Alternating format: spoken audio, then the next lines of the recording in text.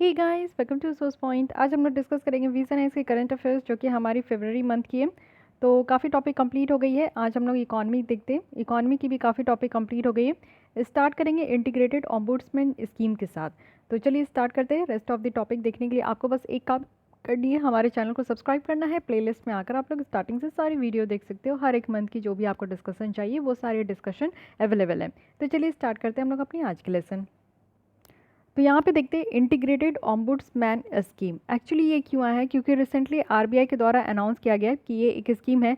It means कि one nation one ombudsman ये एक रहेगा। तो बहुत सारे स्कीम्स आप देख रहे हो, one nation one ration card, one nation one grid, one nation one election तो इस तरीके की जितनी भी वन नेशन वन चलते जा रहा है, तो उसमें से एक और ऐड हो गया आपके लिए, वन नेशन वन ऑम्बुड्समैन। तो इसके लिए क्या है ना कि जो भी यहाँ पे ग्रीवियंस रिड्रेसल जो मैकेनिज्म है बैंक कस्टमर का, जैसे हम सब बैंक कस्टमर है कि नहीं, हमारा कहीं ना कहीं बैंक अकाउंट है, तो हमें कहीं ना कहीं कभी ना कभी कोई परेशानी हो जाती है। तो इसमें जो भी हमें प्रॉब्लम होती है उसके लिए एक अच्छा खासा मैकेनिज्म है जिसको कि इम्प्रूव करने की ज़रूरत है। जैसे कि अगर मैं एक कॉमन सी एग्जांपल लूँ, हर किसी की कोई ना कोई प्रॉब्लम होती है। तो जैसे कभी भी आप बैंक में जाते हो, कुछ भी आपको प्रॉब्लम होता है, एक तो वो लोग बहुत पेपर वर्क कराते हैं, या फिर आपको बहुत दौड़ाएंगे कि आप इनके पास जाइए, उनके पास जाइए, उनके पास जाइए, फिर आप कल बैंक आइए, परसों बैंक आइए। तो ऐसे वो लोग करते रहते हैं और काफ़ी टाइम लग जाता है। एक बार में एक प्रॉब्लम सॉर्ट आउट जल्दी से नहीं होती है। तो इसको क्या कहते हैं, इसको कहते हैं कि यहाँ पे बहुत प्रॉब्लम होती है, एक मल्टीपल आपका जो है यहाँ पे प्रॉब्लम अराइजेज हो जाती है। तो इसको यहाँ पे शॉर्ट आउट करने के लिए अब यहाँ पे इस तरीके का one nation one ombudsman scheme लाया गया है। चलिए देख लेते हैं कि क्या क्या बातें हैं इसके अंदर। आज के डेट में अगर हम लोग देखें तो 3 सेपरेट ऑम्बुड्समैन है बैंक के लिए, नॉन बैंकिंग फाइनेंस कंपनी के लिए और non bank prepaid payment issuers के लिए, जो कि यहाँ पे आपके वैलेट होते हैं। तो ये 3 तरीके के आपको अलग अलग देखने को मिलेंगे। बैंकों के लिए अलग होते हैं, एनबीएफसी के लिए अलग होते हैं, और जो non bank prepaid payment issuers होते हैं उनके लिए अलग होते हैं, जो कि यहाँ पे आपका पीपीआई है। और ये ऑपरेट किसके द्वारा किए जाते हैं, तो ये ओनली आरबीआई के द्वारा ऑपरेट किए जाते हैं। वो भी आपका 22 ऑम्बुड्समैन ऑफिस है जो कि हमारे पूरे कंट्री में आपका लोकेटेड है। आज की डेट में आप देखो तो आरबीआई के द्वारा ये डिसाइड किया गया कि ये जो 3 ऑम्बुड्समैन स्कीम है ना, उसको इंटीग्रेट कर दिया जाएगा। इट मीन्स कि बैंकों के लिए, एनबीएफसी के लिए, और ये जो आपका पीपीआई है, इन तीनों का जो भी ऑम्बुड्समैन है उसको यहाँ पे एक बना दिया जाएगा और एक सेंट्रलाइज्ड प्रोसेसिंग होगी। इट मीन्स कि वन नेशन वन ऑम्बुड्समैन का जो यहाँ पे अप्रोच है वो लेकर चला जाएगा। इस मूव से ये एक्सपेक्ट किया जा रहा है ना कि काफ़ी बेटर तरीके से ये यहाँ पे काम होगा। तीन देखिए, 3 ऑथोरिटी है, 3 ऑथोरिटी को जब यहाँ पे एक करके आपका मर्ज करके एक ऑथोरिटी बनाया जाएगा, तो सारे लोग यहीं पे जाएंगे और ये एक सेंट्रलाइज्ड सिस्टम है।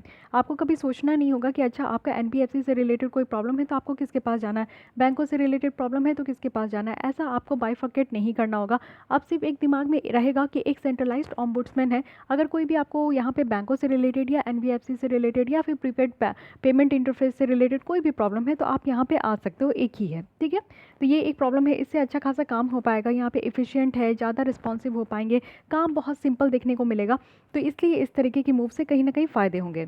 तो देखिए हमारे यहाँ ये जो इंटरनल जो ऑम्बुड्समैन स्कीम है ये 2018 का था, तो इसके बारे में पढ़ेंगे। लेकिन इससे पहले आपको पता होना चाहिए कि बैंक के ऑम्बुड्समैन जो है वो होते कौन है। देखिए बैंक ऑम्बुड्समैन की बात करें तो ये क्वासी जुडिशियल अथॉरिटी है, जो कि एक ऑल्टरनेट डिस्प्यूट रिड्रेसल मैकेनिज्म है किसी भी रेजोल्यूशन के लिए। जैसे कोई भी डिस्प्यूट यहाँ पे अगर होता है, चाहे वो बैंक और कस्टमर के बीच में, तो उसको रिजॉल्व करने के लिए कोई ना कोई अथॉरिटी तो होनी चाहिए ना। तो उसके लिए यहाँ पे ऑम्बुड्समैन है, ठीक है। तो ये है क्या, क्वासी जुडिशियल है, यानी कि यहाँ पे थोड़ी बहुत इनको जो है ना सिविल पावर होती है। ये थोड़ा बहुत जो है जुडिशियल मैटर्स भी यहाँ पे देखते हैं। सिविल पावर तो मेनली यहाँ पे होती है क्वासी जुडिशियल में, ठीक है। आरबीआई अगर हम लोग देखें 1995 में उनके द्वारा ही यहाँ पे बैंक ऑम्बुड्समैन को इस स्कीम को लाया गया था, और वो भी बैंकिंग रेगुलेशन एक्ट जो 1949 है उसी के सेक्शन 35A के तहत। 2006 में देखें तो आरबीआई के द्वारा इसको रिवाइज़ किया गया। जो ये आपका बैंक ऑम्बुड्समैन स्कीम है उसको रिवाइज़ किया गया, जिसमें कि जो बैंक ऑम्बुड्समैन है और जो इसके स्टाफ है ऑफिस में, वो यहाँ पे जो एम्प्लॉयर है रिजर्व बैंक के, उसी में से आपको देखने को मिलेगा कि वो यहाँ पे सर्व कर रहे हैं। ओके, तो यहीं से ये सर्व करते हैं रिजर्व बैंक से ही। और ये फुल्ली फंडेड है, यानी कि पैसे वगैरह भी यहाँ पे जो है आरबीआई के द्वारा दिया जाता है। ये वर्चुअली कवर करते हैं सारे बैंकिंग ट्रांजैक्शन को, और साथ ही साथ बैंकिंग ट्रांजैक्शन से रिलेटेड जितनी भी ग्रीवियंस है वो सारी चीज़ें यहाँ पे आपका जो है कवर किया जाता है। साथ ही आप देखो कि यहाँ पे जो ग्रीवियंस है कस्टमर का कमर्शियल बैंक के अगेंस्ट में, शेड्यूल्ड प्राइमरी कोऑपरेटिव बैंक के अगेंस्ट में या फिर रीजनल रूरल बैंक के अगेंस्ट में, तो उसको भी यहाँ पे देखा जाता है। आप एक बार जब यहाँ पे कंप्लेंट फाइल कर देते हो तो अगर बैंक आपकी कंप्लेंट को रिजेक्ट कर देते हैं या फिर सेटिस्फैक्ट्री रिप्लाई नहीं देते हैं, बैंकों के द्वारा यहाँ पे नहीं दिया जाता है अगर 1 मंथ के अंदर, जब से ये बैंक कंसर्न्ड है, तो अगर बैंक यहाँ पे आपको सही तरीके से रिप्लाई नहीं देते तो फिर आप यहाँ पे कंप्लेन भी फाइल करा सकते हो। ठीक है, इट मीन्स कि आपकी कोई भी यहाँ पे प्रॉब्लम हो बैंकों में और बैंक उसका रिप्लाई नहीं कर रहे हैं, कोई भी तरीके की आपके प्रॉब्लम की शॉर्ट आउट नहीं लेकर आ रहे, तो फिर आपकी इसके अगेंस्ट में कंप्लेन भी कर सकते हो, ये भी पावर है। ठीक है, अब यहाँ पे देखिए कि क्या एडवांटेज है, क्यों यहाँ पे बैंक में हम लोग को ये इस तरीके का बैंक ऑम्बुड्समैन देखने को मिलता है। तो सबसे पहली बात है कि कस्टमर जिनको यहाँ पे जुडिशरी अप्रोच करने की ज़रूरत नहीं होती है, वो यहाँ पे जुडिशरी नहीं जाना चाहते। इट मीन्स कि अगर लिटिल बिट कॉन्फ्लिक्ट भी हो जाती है तो आप लोग जस्ट उठकर कोर्ट मत जाइए। तो कोर्ट अगर आप नहीं जाना चाहते हो और चाहते हो कि बैंकों के साथ ही आपका सलाह मशवरा हो जाए, तो उसके लिए कोई ना कोई तो चाहिए ना जो आपकी बात, जो आपकी रेजोल्यूशन उसी टाइम वहीं पे आपको उसी के साथ करा दे। तो इसलिए यहाँ पे आप देखो कि ये एसेसिबल है और सिंपल है कि कोर्ट कचहरी का मामला आपको पता है तारीख पे तारीख मिलते रहेगा और उसके बाद जो है इतने ज़्यादा दिन लग जाएंगे, कब पता नहीं आपकी कब डेट आएगी और कब आपकी जो बातें यहाँ पे रिजॉल्व हो पाएगी, नोबडी नोज। तो इसलिए ये सिंपल आपका टेक्निक कहा जा रहा है। साथ ही not bound with the presidents, it means कि यहाँ पे क्या है कि ऑम्बुड्समैन जो है वो जस्टिस डिस्पेंस करते हैं बिना किसी रेस्ट्रिक्टेड के, यानी कि इनके पहले का जो आपका कोई भी तरीके का अगर ऑर्डर दिया गया है तो वो उससे इंडिपेंडेंट आपका रहता है। इट मीन्स कि कोई इशू आपका पहले हो गया लेकिन उसके बाद फिर आपके साथ इशू हो गया तो आप फिर गए ऑम्बुड्समैन के पास, तो ऐसा नहीं है कि पहले का जो इशू है उसमें जो जजमेंट दिया गया है उसमें कहीं ना कहीं ये आपका कॉन्फ्लिक्ट देखने को मिलेगा या फिर उससे रिलेटेड है। वो बिल्कुल इंडिपेंडेंट था, ये नया आप लेकर जाओगे तो ये इंडिपेंडेंटली तरीके से ये काम करते हैं। साथ ही फिनेंशियल हेल्थ को भी ये मेंटेन करते हैं। इससे क्या होता है ना कि आप देखो कि जो फिड्यूसरी रिलेशनशिप है बैंक और कस्टमर के बीच में, तो ये चीज़ें क्या होती है कि और ज़्यादा स्ट्रेंथ होता है। चलिए जैसे आप देखो कि आप कोई भी काम कर रहे हो, जब तक आपको ये डर नहीं रहेगा ना कि आप अच्छे तरीके से काम नहीं करोगे तो आपका कंप्लेंट कहीं और हो जाएगा और फिर आपको जो है जवाब देना पड़ेगा और लेने की देनी हो जाएगी। तो तब तक आप अपने काम को सिंसियर तरीके से नहीं करोगे, कहीं ना कहीं आप लैक कर जाओगे। तो जब आपके अंदर डर रहेगा कि नहीं आप अच्छे तरीके से काम करोगे, आप जो भी चीज़ें अगर डील कर रहे हो कस्टमर के साथ तो वो बेटर तरीके से करोगे, नहीं करोगे तो आपकी भी कंप्लेंट कहीं चले जाएगी, आपकी नौकरी पे खतरे हो जाएंगे, ऐसा भी हो सकता है। तो इस तरीके का डर जो है ना वो बैंकों के ऊपर होता है कि वो अपने कस्टमर के साथ अच्छे से बर्ताव करे, उनकी जो समस्या है उसका निदान निकाले। नहीं निदान निकालेंगे तो फिर उसके बाद जो है उनकी कंप्लेंट चली जाएगी। ऑम्बुड्समैन तो है, अगर कोई भी तरीके का डिस्प्यूट भी अराइजेज होता है तो वो आपका घर की बातें घर पे ही रह जाती है। ठीक है, बैंक में जो भी कस्टमर के साथ कोई भी तरीके की बात होती है तो वो घर की बातें घर हो गई। कोर्ट करे ऐसे तो कोर्ट कचहरी जाओगे आप तो वहाँ पे तो दरवाज़ा खुला ही रहता है और फिर तो मामले बहुत बड़े हो जाते हैं। तो इसलिए बेटर है, इसके एडवांटेजेस बहुत है, तो इसलिए इसको फॉलो किया जाता है। हमारे इंडिया के अलावा बहुत सारे ऐसे कंट्री हैं जो कि इस कॉन्सेप्ट को फॉलो करते हैं और इसके लिए हमारे यहाँ 2018 में एक स्कीम भी आया था, इंटरनल ऑम्बुड्समैन। इट मीन्स कि ये भी आपका आरबीआई के द्वारा ही लॉन्च किया गया था, जिससे कि जो इंटरनल ग्रीवियंस रिड्रेसल सिस्टम है बैंकों का उसको और मजबूत किया जाए। बैंकों की जो कहानी है, जैसे अभी मैं बोली घर की जो परेशानी है वो घर में रहे तो ज़्यादा बेटर है, अदरवाइज़ बाहर वाले तो सुनने के लिए रेडी ही रहते हैं। तो इसलिए जो बैंकों में परेशानी है उस बैंक की जो है अपने हर एक बैंक का आप देखो कि कोई ना कोई ऑम्बुड्समैन होना चाहिए जो इंटरनली सारे मैटर को वो रिजॉल्व कर ले। सारे शेड्यूल्ड कमर्शियल बैंक जिसमें कि आपके 10 बैंकिंग आउटलेट से ज़्यादा है, एक्सक्लूडिंग यहाँ पे रीजनल रूरल बैंक को बाहर रखा गया, उनको ज़रूरत है कि वो यहाँ पे अपॉइंट कर सकते हैं। तो यानी कि इंटरनल ऑम्बुड्समैन बैंक जो है, सॉरी ऑम्बुड्समैन जो यहाँ पे आपका इंटरनल ऑम्बुड्समैन है वो कहाँ आपका अपॉइंट हो पाएंगे, तो वहाँ पे जो सारे कमर्शियल है, शेड्यूल कमर्शियल बैंक है, लेकिन यहाँ पे आरआरबी नहीं है, रीजनल रूरल बैंक नहीं है। ठीक है, अगर हम लोग बात करें इंटरनल ऑम्बुड्समैन की, तो ये यहाँ पे मैंडेट किया गया कि वो कस्टमर की कंप्लेंट को एग्जामिन करेंगे, जो भी सर्विस सही तरीके से अगर नहीं मिल पा रहा है उसमें अगर कमी है तो वो यहाँ पे जो है कंप्लेंट कर सकते हैं। साथ ही अगर बैंक की बात करें तो उनको यहाँ पे मैंडेट किया गया है, यानी कि कंपलसरी है कि वो इंटरनली एस्केलेट करेंगे सारे कंप्लेंट को, जो कि यहाँ पे फुल्ली रिड्रेस नहीं किया गया है। इट मीन्स कि जो भी यहाँ पे कंप्लेंट कस्टमर के द्वारा निकल कर आया है तो वो बैंक जो है ना अंदर ही अंदर उस चीज़ों को वो रिजॉल्व करेंगे और जो कस्टमर और बैंक है उनको यहाँ पे आईओ के पास डायरेक्टली जाने की ज़रूरत नहीं है। यानी कि आप समझो कि आप अगर बैंक जा रहे हो तो उस बैंक की ही रिस्पॉन्सिबिलिटी बनती है ना कि एक कस्टमर की जो भी प्रॉब्लम है उसको सुने। ऐसा ज़रूरत नहीं होना चाहिए कि वो हमारी प्रॉब्लम ही ना सुने तो फिर हम मजबूरन में कहाँ जाएंगे, जो इंटरनल ऑम्बुड्समैन है उनके पास जाएंगे। तो ऐसा नहीं होना चाहिए, ये चीज़ें कहा गया है। बैंक की जो इंटरनल ऑडिट मैकेनिज्म है यहाँ पे उसको भी ज़रूरत है कि इस स्कीम को वो यहाँ पे मॉनिटर करते रहे टाइम टू टाइम। और आरबीआई के द्वारा भी यहाँ पे जो है आप देखो ये रेगुलेटरी है, मीन्स रेगुलेट किया जाता है आरबीआई के द्वारा, लेकिन फिर भी यहाँ पे रखा गया है कि इंटरनल ऑडिट होते रहेगी। ओम्बुड्समैन स्कीम अगर हम लोग डिजिटल ट्रांजैक्शन के लिए देखें कि अगर डिजिटल ट्रांजैक्शन को लेकर अगर किसी भी तरीके की परेशानी होती है तो फिर कहाँ कौन जाएगा। तो आरबीआई के द्वारा भी इसको लॉन्च किया गया था 2019 में, और जो हमारा 2007 का कानून है payment and settlement system act, उसके तहत इसको जो है आपका लॉन्च किया गया था, यानी कि ombudsman scheme for digital transaction. तो यहाँ पे क्या है कि कॉस्ट फ्री आपको यहाँ पे कंप्लेन रखा गया है कि आप कॉस्ट फ्री कंप्लेन कर सकते हो, और जो भी प्रॉब्लम है आप उसके अंदर रख सकते हो, जो भी आपका डिफिशियंसी यानी कि जो कस्टमर को बेटर तरीके से सर्विस नहीं मिल रहा है डिजिटल ट्रांजैक्शन को लेकर, जैसे आप कहीं पे भी पेमेंट करते हो या फिर हमारी वीज़ा नाइस की टेस्ट सीरीज ही परचेज करते हो, तो उसके लिए आप लोग डिजिटल ट्रांजैक्शन ही करना होता है। तो उसमें अगर किसी भी तरीके की परेशानी है तो आप कहाँ अपनी कंप्लेन लॉन्च कराओगे, तो यहाँ पे जो ओम्बुड्समैन स्कीम है डिजिटल ट्रांजैक्शन, इसके तहत ये आपका जो है प्रावधान दिया गया है। साथ ही साथ यहाँ पे क्या है कि ओम्बुड्समैन फॉर डिजिटल ट्रांजैक्शंस जो है यहाँ पे सीनियर ऑफिसर होंगे जो कि आरबीआई के द्वारा ही इसको अपॉइंट किया जाएगा, और ये अपॉइंटेड होंगे, यानी कि 3 साल तक मिनिमम इनका, मैक्सिमम 3 साल तक रखना है, इससे ज़्यादा ये एक्सीड नहीं होना चाहिए। तो इन सारे बातों को आप लोग को ध्यान रखना है जो भी यहाँ पे ओम्बुड्समैन स्कीम से रिलेटेड है। ओके, सो आई होप कि आपके माइंड में ये क्लियर हुआ होगा कि ओम्बुड्समैन होते कौन है और अभी क्या यहाँ पे आपका न्यू डिसीजन लिया जा रहा है। आते हैं नेक्स्ट, ये है एग्रीकल्चर इंफ्रास्ट्रक्चर फंड।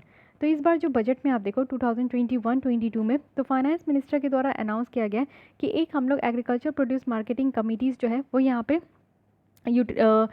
पे जो है बेनिफिशरीज जो है वो एलिजिबल होंगे इसके तहत कि वो एग्रीकल्चर इंफ्रास्ट्रक्चर फंड को यूटिलाइज़ कर सके।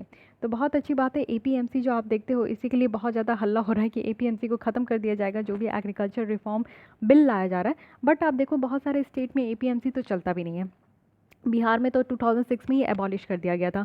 तो ये वही है, एग्रीकल्चर प्रोड्यूस मार्केटिंग कमेटी है। तो यहाँ पे क्या है कि यहाँ पे जितने भी एलिजिबल बेनिफिशरीज हैं अब वो यहाँ पे फंड को यूटिलाइज़ कर पाएंगे, जो एग्रीकल्चर इंफ्रास्ट्रक्चर फंड है। अब इस तरीके के फ़ंड का क्या काम है, देखिए इस फंड से क्या होगा ना, इंफ्रास्ट्रक्चर डेवलप किया जाएगा। इट मीन्स कि जो मंडी इंफ्रास्ट्रक्चर है ना, जहाँ पे किसान जो है अपने फसल को ले जाकर बेचते हैं, फिर वहाँ से वो सारे फसल जो है मार्केट तक जाते हैं। तो एक जो इंटरमीडियरी का काम ये मंडी करता है, तो मंडी ज़्यादा से ज़्यादा इसकी इंफ्रास्ट्रक्चर क्रिएट हो, इसको ये हेल्प करेगा। साथ ही इससे क्या होगा कि जो फार्मर प्रोटेस्ट किया जा रहा है ना, उस चीज़ों को देखते हुए कि फार्मर्स की एक डर तो यही है कि ये जो एपीएमसी मंडी है ये ख़त्म हो जाएगी। तो ये ख़त्म नहीं होगी, सरकार इसके लिए फ़ंड जुगाड़ रहे हैं, और इस फंड के तहत अब ज़्यादा से ज़्यादा एपीएमसी मंडी जो है वो यहाँ पे बना पाएंगे। साथ ही साथ आप देखो कि यूनियन बजट में ये एक new agriculture infrastructure development cess भी लाया गया। What is cess? सेस क्या होता है? सेस होता है एक, आप कह सकते हो कि किसी भी स्पेशल पर्पस के लिए जो है आपको टैक्स देना होता है। ये हम लोग आम जनता जो है जैसे है वैसे टैक्स देते हैं। जैसे आप कुछ भी खरीदो, मान लो कि आप कोई बिस्किट खरीदते हो, तो बिस्किट में आपका 1% जो है आपको सेस देना होगा। इट मीन्स कि बिस्किट जो रुपीज़ है आप वो दे रहे हो, 20 रुपया दे रहे हो, लेकिन एक 1% और आपको ऐड ऑन करके देना होगा जो कि सेस है, यानी कि एक्स्ट्रा आपको देना पड़ रहा है, और ये किसी स्पेशल पर्पज़ के लिए लगाया जा रहा है। स्पेशल पर्पज़ कैसा है, तो ये चीज़ें आप देखो कि यहाँ पे new agriculture infrastructure development fund के लिए यहाँ पे सेस लगाया जा रहा है, यानी कि इस फंड में जो आपका यहाँ पे पैसा आएगा वो सेस के थ्रू आता है। और ये जो सेस है ये सेंट्रल गवर्नमेंट के द्वारा लगाया भी जाता है और इसको कलेक्ट भी किया जाता है। ये स्टेट गवर्नमेंट के साथ इसको डिस्ट्रीब्यूट नहीं किया जाता है। तो इस तरीके की सेस आपका किसके ऊपर लगाया जाएगा, जब आप पेट्रोल खरीदते हो, जब आप डीजल खरीदते हो, और बहुत तरीके के इंपोर्टेड आइटम्स भी आप खरीदते हो ना, तो आपको 1% 2% हार्डली जो है वो इस तरीके का सेस आपको पेमेंट करना होता है। साथ ही साथ फाइनेंस कमीशन के द्वारा भी ये एश्योर किया गया कि ये जो सेस है ना ये आपका कंजुगेशन होगा, यानी कि अदर टैक्सेस के साथ, अदर टैक्सेस में इसको डिक्रीज़ भी किया जाएगा, जैसे कि एक्साइज ड्यूटीज़ में डिक्रीज़ किया जाएगा। तो इससे क्या है ना कि कंज्यूमर को ज़्यादा से ज़्यादा बर्डन ना हो, यानी कि इस तरीके का ऐसा ये आपका जो सेस है, ये सेस जो लगाया जा रहा है, इसमें क्या है ना कि और भी जो टैक्सेस लगाए जाते हैं उन सारे सामान में, जैसे एक्साइज ड्यूटी को कम कर दिया जाएगा। तो एक्साइज ड्यूटी कम होंगे तो यानी कि यहाँ पे वो सामान की जो प्राइस है वो कम हो जाएगी, तो यानी कि आपको और ज़्यादा नहीं देना पड़ेगा। ऐसा नहीं है कि मान लीजिए कि एक्साइज ड्यूटी लगा कर पेट्रोल का दाम जो है वो 70 रुपीज़ है, लेकिन आप यहाँ पे सेस दो तो ये आपको 74 रुपीज़ देना पड़े, तो ऐसा नहीं होना चाहिए। तो इसके लिए क्या किया जाएगा कि एक्साइज ड्यूटी कम कर दिया जाएगा। इट मीन्स कि यहाँ पे आप देखो कि 64 रुपीज़ है, ठीक है, लेकिन अब आपको यहाँ पे 4 रुपये देना है, तो 4 रुपये आप यहाँ पे और दोगे एक्स्ट्रा, तो आपको 68 रुपीज़ देनी है। तो ये काम की जा रही है, यानी कि डिक्रीज़ कर दिया जाएगा एक्साइज ड्यूटी को, उसके बाद ही यहाँ पे आपका जो है पेट्रोल डीजल के ऊपर सेस लगाया जाएगा। इससे क्या है ना कि आप देखो कि सेस जो है वो यहाँ पे डिविजनल पूल यानी कि शेयरेबल रेवेन्यू से बाहर होता है। देखिए सरकार को जब इस तरीके का फंड बनाती है ना, तो सरकार के पास सबसे अच्छा तरीका यही होता है ना कि सेस के थ्रू जो है ना पैसा कलेक्ट कर लो। यानी कि ये एक ऐसा टैक्स है जो कि सेंट्रल गवर्नमेंट आसानी से जो है ना सारी जनता से, क्योंकि सब कोई तो पेट्रोल खरीदेंगे ही, और ये एसेंशियल कमोडिटीज़ के अंदर भी आप देखते हो आता है कि हर कोई ना चाह के भी पेट्रोल खरीदेंगे। और आज की डेट में जो गाड़ियों की रेंज है वो हर किसी के पास बढ़ते ही जा रहा है। स्कूटी देख लो आप, हर घर में देखने को मिलेगा। टू व्हीलर, फोर व्हीलर आज के डेट में हर घर में देखने को मिलता है, और एक नहीं, एक से ज़्यादा देखने को मिलता है। तो ये क्यों ऐसा हो रहा है, और ये क्यों हो रहा है उसको तो छोड़िए, लेकिन ये हो रहा है तो इसमें आप समझिए कि पेट्रोल और डीजल तो लोग खरीदेंगे ही, तो इसलिए लोग जो है ना 1% 2% तो देंगे ही। बहुत लोगों को यही नहीं पता होता, जैसे आज की डेट में ये हल्ला होता है कि आप देखो ये सच में है कि पेट्रोल और डीजल की दाम बहुत बढ़ गया है। 100 रुपये किसी किसी राज्यों में थी, तो उसमें आप देखो कि जो 100 रुपये आप पे कर रहे हो ना, क्या पता 10-15 रुपये आप सेस ही पे करो, जो कि डायरेक्ट सरकार के खाते में जा रहा है, और सरकार उसको इस तरीके से फंड में जो है वो यहाँ पे रख रहे, जिससे कि और भी काम हो सके। ठीक है, और ये चीज़ें है कि जिस चीज़ के लिए, जिस पर्पज़ के लिए यहाँ पे सेस के थ्रू जो टैक्स कलेक्ट किया जाता है ना, वो उसी पर्पज़ पे यूटिलाइज़ होगा, सरकार उसको कहीं और यूटिलाइज़ नहीं करती है। ये भी चीज़ आप ध्यान रखिएगा। तो क्योंकि ये इसको शेयर नहीं करना होता है, सेंट्रल गवर्नमेंट को ऐसा बर्डन नहीं रहता है कि अच्छा ये राज्य सरकार को भी देना है, पूरा का पूरा पैसा किसके हाथ में रहता है, तो सेंट्रल गवर्नमेंट के अधीन रहता है। तो इसलिए सेंट्रल गवर्नमेंट सेस को बहुत फ्रिक्वेंटली यूज़ करते हैं। ठीक है, और इससे क्या होगा ना कि ज़्यादा से ज़्यादा आप देखो agri market infrastructure fund create हो पाएगा, जो कि यहाँ पे 2018-19 में ही क्रिएट किया गया था, जिससे कि हमारा जो एपीएमसी है, एग्रीकल्चर मार्केटिंग इंफ्रास्ट्रक्चर है, वो भी ग्रामीण एग्रीकल्चर मार्केट में और रजिस्टर्ड एपीएमसी मार्केट में, तो वो और ज़्यादा अपग्रेड भी हो पाएगा और डेवलप भी हो पाएगा, है कि नहीं। तो ये बातें हैं। अब देखते हैं कि एग्रीकल्चर इंफ्रास्ट्रक्चर जो फंड रखा गया है वो किस तरीके का फंड है, इसके बारे में समझिएगा। वेरी वेरी इंपॉर्टेंट, क्योंकि आप देखो कि फंड से क्वेश्चन बनते ही है। सबसे पहली बात तो कि ये सेंट्रल सेक्टर स्कीम है, क्योंकि आप समझ चुके थे कि ये सेंट्रल सेक्टर स्कीम है जिसमें कि 100% जो फंड है वो सेंट्रल गवर्नमेंट के द्वारा ही दिया जा रहा है। इसलिए सेंट्रल गवर्नमेंट का अधिकार है कि वो यहाँ पे सेस लगा सकते हैं। ये सेंट्रली स्पॉन्सर्ड होता तो कहीं ना कहीं आपको मुश्किल दिखता कि वहाँ पे जो है सरकार फंड सेस नहीं लगाती है, सेंट्रल सेक्टर स्कीम में ही लगाते हैं। और ये जो एग्रीकल्चर इंफ्रास्ट्रक्चर फंड है, तो ऑब्वियस है कि यहाँ पे कौन मिनिस्ट्री होंगे, तो एग्रीकल्चर और वेलफेयर, फार्मर्स वेलफेयर होंगे, जो कि एक मीडियम से long term debt financing facility यहाँ पे प्रोवाइड किया जाएगा, वो भी इंटरेस्ट सबवेंशन के थ्रू और गारंटी, क्रेडिट गारंटी के थ्रू, दोनों के थ्रू। इंटरेस्ट सबवेंशन क्या होता है कि मान लीजिए कि आप लोन लिए हो, वो भी 10 लाख का, ठीक है, और वो भी आप लिए हो 6% का, 6% इंटरेस्ट रेट में आपको वापस करना है। लेकिन ऐसा हुआ कि आपकी जो बिज़नेस है या फिर एक किसान है जो कि यहाँ पे लोन तो ले लिए, लेकिन अब वो चुकता नहीं कर सकते। ऐसा नहीं है कि वो 10 लाख के साथ जो है वो 6% के साथ इंटरेस्ट रेट के साथ वो पूरा रीपेमेंट कर सकते, ऐसे ही उनकी कंडीशन नहीं है। लेकिन हाँ, अगर सरकार इसमें कुछ हेल्प कर दे तो वो ज़रूर कर सकते हैं। तो सरकार का कहना होता है ना कि इंटरेस्ट सबवेंशन वो देते 2% या 3% का देते, वो डिफाइंड होता है। तो मान लीजिए कि 10 लाख में जितना भी यहाँ पे 6% का इंटरेस्ट बनता है, उसका 3% इंटरेस्ट जो है ना सरकार दे देती है, और बाकी का 3% इंटरेस्ट जो है वो यहाँ पे फार्मर्स के सर पे रहता है कि उनको यहाँ पे जमा करना है। तो इससे क्या होता है कि फार्मर्स की जो बर्डन है वो कम हो जाती है, और लोन जो डिफ़ॉल्ट होता है वो डिफ़ॉल्ट होने से बच जाता है, लोन भी वापस आ जाता है, सरकार को भी हेल्प मिल जाता है, और सरकार इसको फिर अपनी ही झोली में भर लेती है। तो इसलिए ये इंटरेस्ट सबवेंशन का फंडा क्या होता है ना कि लोग समझते हैं कि उनको बहुत फ़ायदा हो रहा है, सरकार उनकी तरफ से पैसे भर रही है, तो इसलिए लोग जो है ना लोन डिफ़ॉल्ट नहीं करते हैं और वो दे देते हैं। साथ ही आप देखो क्रेडिट गारंटी है, यानी कि अगर यहाँ पे किसानों को क्रेडिट की ज़रूरत है फॉर परचेजिंग देयर इनपुट्स, जैसे कि उनको सीड खरीदने के लिए, फर्टिलाइज़र खरीदने के लिए, तो सरकार यहाँ पे क्रेडिट देगी, और ये इस चीज़ की गारंटी लेती है कि क्रेडिट गारंटी स्कीम जो है उसके तहत यहाँ पे दिया जाएगा। यानी कि जो लॉन्ग टर्म यहाँ पे डेट फाइनेंसिंग फैसिलिटी है, जो भी कर्ज है उसको आप फाइनेंस करना है, और उसके लिए फैसिलिटी कैसे, तो सरकार के द्वारा ही हेल्प मिल रहा है, जो कि आपका इंटरेस्ट सबवेंशन के थ्रू है, एंड सेकेंड वन इसकी क्रेडिट गारंटी के थ्रू है। ठीक है, अब यहाँ पे बेनिफिशरीज कौन कौन है, कौन कौन इस फंड का इस्तेमाल कर सकते हैं। तो सबसे पहले किसान, क्योंकि किसान के लिए ही बनाया जा रहा है। सेकंड है यहाँ पे कि प्राइमरी एग्रीकल्चर क्रेडिट सोसाइटी है, एफपीओ है, फार्मर प्रोड्यूसर ऑर्गेनाइजेशन है, एग्री एंटरप्रेन्योर्स है, स्टार्टअप्स है, सेंट्रल और स्टेट एजेंसी है, लोकल बॉडी स्पॉन्सर जो पब्लिक प्राइवेट पार्टनरशिप है, और एपीएमसी है। ये सब यहाँ पे बेनिफिशरीज है जो कि यहाँ पे इस तरीके के फंड को यूटिलाइज़ कर सकते हैं। लेकिन कैसे कैसे प्रोजेक्ट होंगे जिसको यहाँ पे ये इस तरीके के फंड से यहाँ पे फंड दिया जाएगा। तो सबसे पहला है कि पोस्ट हार्वेस्ट मैनेजमेंट प्रोजेक्ट। जैसे आप देखो कि फसल की जब कटाई हो जाती है तो उसके बाद बहुत ज़्यादा जो है फसलों को ध्यान देकर रखा जाता है, उसको मैनेज किया जाता है। कई बार आप देखो कि क्योंकि फसल की कटाई के बाद जो है ना हमारे यहाँ स्टोरेज की कमी है, वेयर हाउस की कमी है, जिसके कारण हमारे बहुत सारे अनाज जो है वो बर्बाद हो जाते हैं। तो यहाँ पे पोस्ट हार्वेस्ट मैनेजमेंट करना है, यानी कि अब इस फंड के थ्रू क्या हो सकता है कि बहुत अच्छे अच्छे आपका जो है कोल्ड स्टोरेज बनाया जाएगा, लॉजिस्टिक फैसिलिटी बनाई जाएगी जहाँ पे आपका सामान रखा जाएगा, वेयर हाउस बनाए जाएंगे, सिलॉज बनाए जाएंगे जहाँ पे बहुत बड़ा गोडाउन होता है, वहाँ पे सामान रखा जाता है। तो ये सारी चीज़ें जो है अब यहाँ पे हमारा जो अनाज बर्बाद हो जाता है हार्वेस्टिंग के बाद, तो वो अब नहीं हो पाएगा।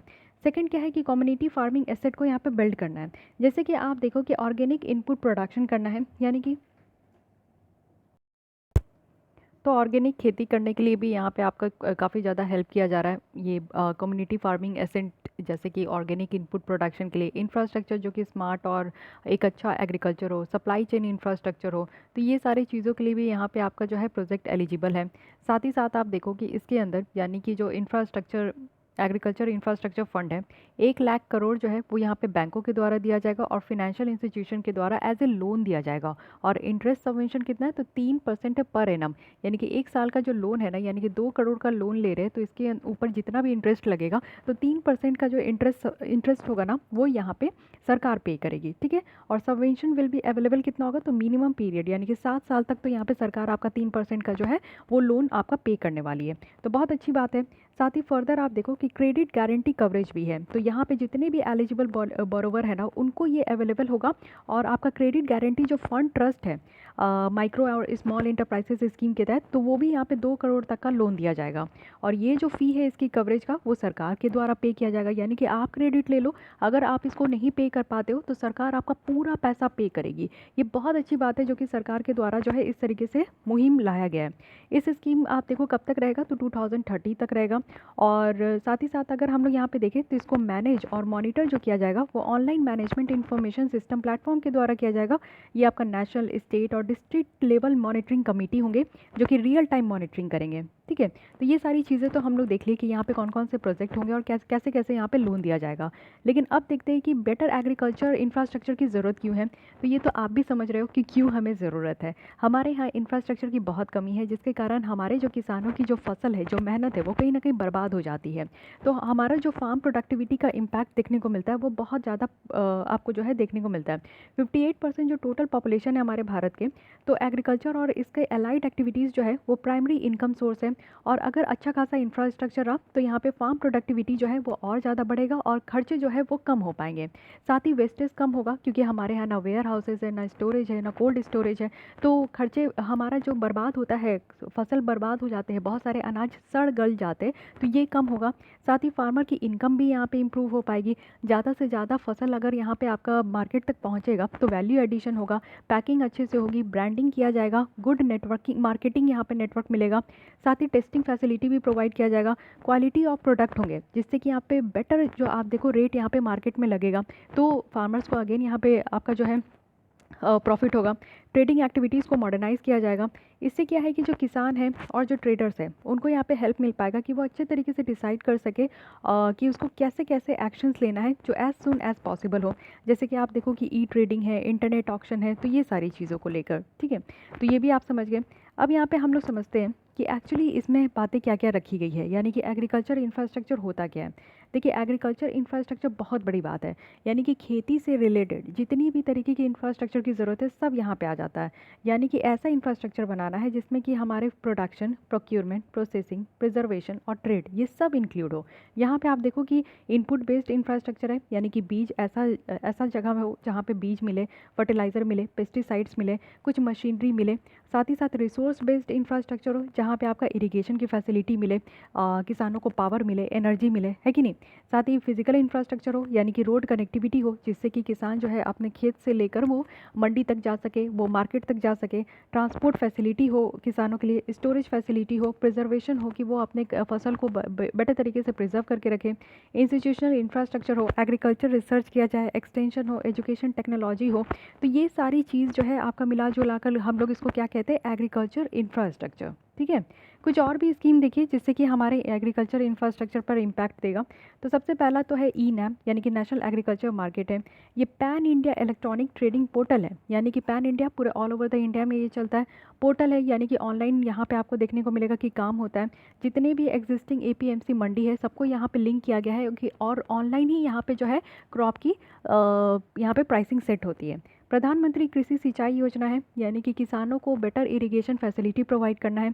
इंटीग्रेटेड स्कीम है एग्रीकल्चर मार्केट का, यानी कि एग्रीकल्चर मार्केटिंग की जो यहाँ पे इंफ्रास्ट्रक्चर है उसको क्रिएट करना है। ग्राम सड़क योजना है, यानी कि रोड कनेक्टिविटी यहाँ पे आपका बढ़ाना है, वो भी ग्रामीण क्षेत्रों में। दीनदयाल अंत्योदय ग्राम ज्योति योजना है, इसका एम है कि फ्री इलेक्ट्रिक कनेक्शन देना है। जितने भी अंडर प्रिविलेज्ड है जिनको यहाँ पे इलेक्ट्रिक कनेक्शन नहीं मिला तो उनको फ्री इलेक्ट्रिक कनेक्शन देना है, जिससे कि यहाँ पे agriculture power supply, non agriculture और एग्रीकल्चर पावर सप्लाई जो है वो अलग अलग यहाँ पे दिया गया है। तो इस तरीके से आप देख सकते हो कि पावर की कनेक्शन भी यहाँ पे दी जा रही है। So these are the schemes जो कि यहाँ पे एग्रीकल्चर इंफ्रास्ट्रक्चर को इम्पैक्ट करेंगे।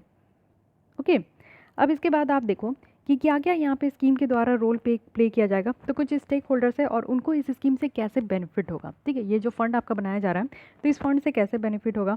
अब फार्मर्स में आपका एफपीओ आ गया, यानी कि जो ऑर्गेनाइजेशन आपको देखने को मिलता है जिसमें 300 से ज़्यादा किसान होते हैं और कोऑपरेटिव सोसाइटी है। तो इसमें क्या होगा ना कि मार्केटिंग इंफ्रास्ट्रक्चर को अगर इम्प्रूव करेंगे तो इसमें किसानों को अलाउ किया जाएगा कि वो अपने फसल को डायरेक्टली सेल कर पाएंगे बड़े बड़े कंज्यूमर को, यानी कि बड़े बड़े कंज्यूमर को वो यहाँ पे सेल कर पाएंगे। साथ ही इन्वेस्टमेंट किया जाएगा लॉजिस्टिक इंफ्रास्ट्रक्चर में। तो जो पोस्ट हार्वेस्ट लॉस होता है, यानी कि हार्वेस्ट कर जाने के बाद जो यहाँ पे फसलों की लॉस होती है वो यहाँ पे लॉस नहीं हो पाएगा। साथ ही कम्युनिटी फार्मिंग एसेट है जिससे कि प्रोडक्टिविटी यहाँ पे बढ़ पाएगा।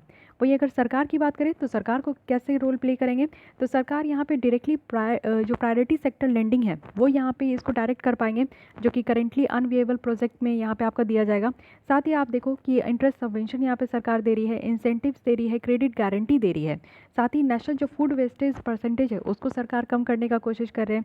साथ ही साथ आप देखो कि एग्री एंटरप्रेन्योरशिप और जो यहाँ पे स्टार्टअप्स है उनको कैसे वो रोल प्ले करेंगे। तो ये डेडिकेटेड सोर्स ऑफ फंडिंग है। एंटरप्रेन्योर्स जो है वो यहाँ पे इनोवेशन के लिए आगे निकल कर आएंगे एग्रीकल्चर सेक्टर में। साथ ही साथ यहाँ पे प्लेयर्स जो इकोसिस्टम है उनसे उनको कनेक्ट किया जाएगा। हमारा कोलैबोरेशंस जो है एंटरप्रेन्योरशिप और फार्मर्स के साथ ज़्यादा से ज़्यादा बढ़ेगा।